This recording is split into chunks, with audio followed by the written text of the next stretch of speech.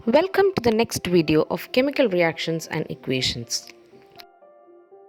In the previous video, we had discussed that there are 5 major types of chemical reactions: combination, decomposition, displacement, double displacement, and redox reaction, out of which we also discussed what a combination reaction is. Let us recall once again about combination reaction. Combination reactions are those reactions in which two or more reactants combine to form a new substance. For example, if A and B are two reactants, they combine to form a product AB. In this video, let us discuss about decomposition reactions. As the name suggests, decomposition, it means breakdown. So, decomposition reactions are those reactions in which a single reactant breaks into two or more products.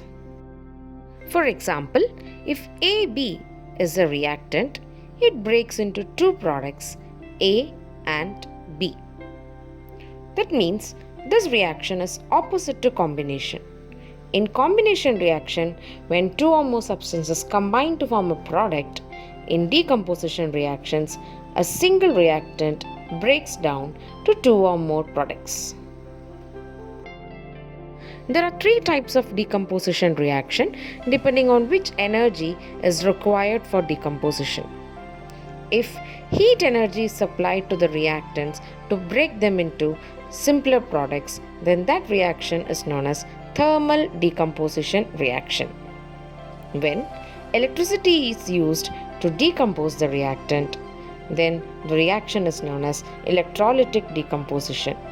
And if decomposition occurs in presence of light, it is known as photolytic decomposition. So that means in decomposition reaction, energy has to be absorbed by the reactant to break into simpler products. Hence, most of the decomposition reactions are endothermic in nature. That is, energy is absorbed by the reactant so that it can split into two or more products. Let us look some examples of decomposition reactions. The first example is the decomposition of ferrous sulfate crystals. Ferrous sulfate crystals are green in color. When we heat ferrous sulfate crystals, it splits into ferric oxide, sulfur dioxide, and sulfur trioxide. Now, sulfur dioxide and sulfur trioxide are gases released. Ferric oxide can be easily identified by the color, but sulfur dioxide and sulfur trioxide can be identified by their pungent smell. Let us look at the chemical equation of this reaction. FeSO4 gives Fe2O3 plus SO2 plus SO3. As the reaction takes place only in the presence of heat, this is an example for thermal decomposition. There are some precautions to be taken when we go for a thermal decomposition. First of all, whenever chemicals are heated, the mouth of the boiling tube should not be pointed towards the face. In certain reaction, gases released may be toxic. It is advised to waft the gas with our fingers to detect the smell instead of deep breathing or directly smelling them. The next reaction is the decomposition of the lead nitrate crystals. Lead nitrate crystals are white in color.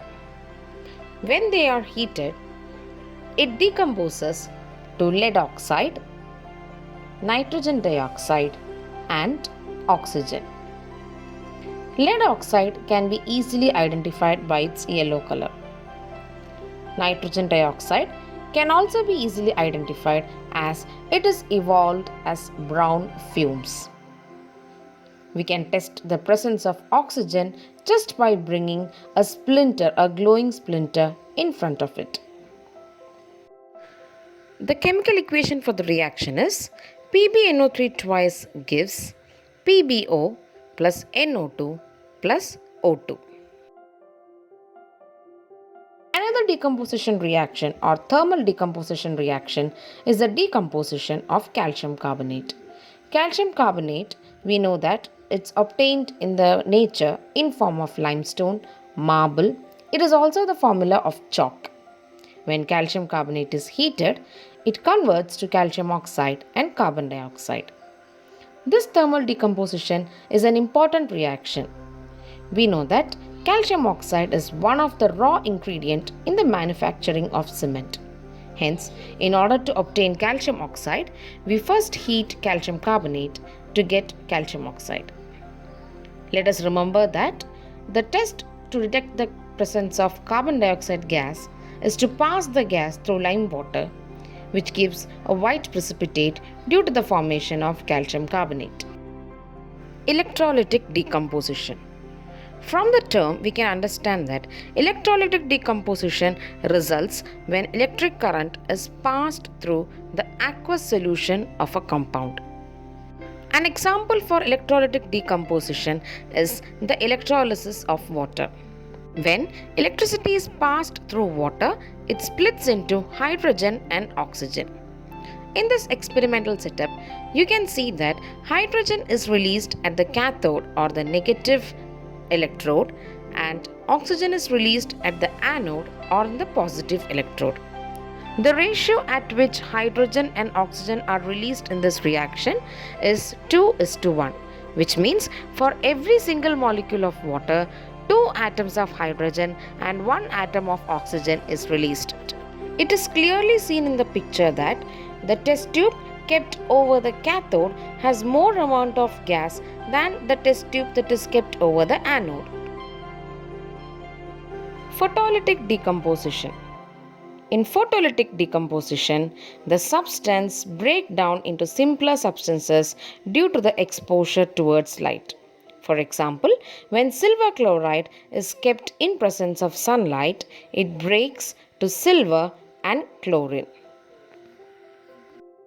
This is the reason why we store silver halides in dark bottles and we keep it away from the sunlight in closed cupboards because they can easily decompose in the presence of sunlight.